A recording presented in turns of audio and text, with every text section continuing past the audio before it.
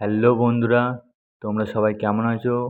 আশা করি তোমরা সবাই অনেক ভালো আছো আর আমিও ভালো আছি। চলে এলাম একটা বন্ধুত্ব ব্লগ গল্প ভিডিও নিয়ে তোমাদের সাথে একটা নতুন অন্যরকম একটু অন্য কিছু একটা ভিডিও নিয়ে এসেছি। তোমরা ভিডিওটা পুরোটা দেখতে থাকো, তাহলেই জানতে পারবে। সহযাত্রী আমার প্রিয় বন্ধুরা, তোমাদেরকে আমার ভিডিওতে অনেক অনেক স্বাগত। তারিখটা ছিল 18ই অক্টোবর 2025। জায়গাটা ছিল সমুদ্র।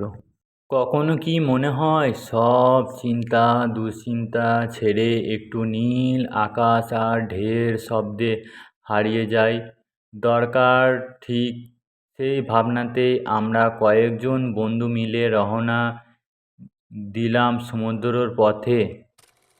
পৌঁছে দেখি চারপাশে শুধু বাতাসের ঢেউ আর হাসির শব্দ। একে একে সবাই জুতো খুলে নেমে গেলাম নরম বালিতে।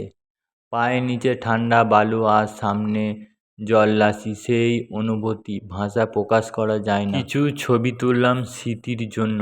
বন্ধুত্ব, আনন্দ আর সেই নীল বিকালের আলো ধরা রইল প্রতিটি ছবিতে।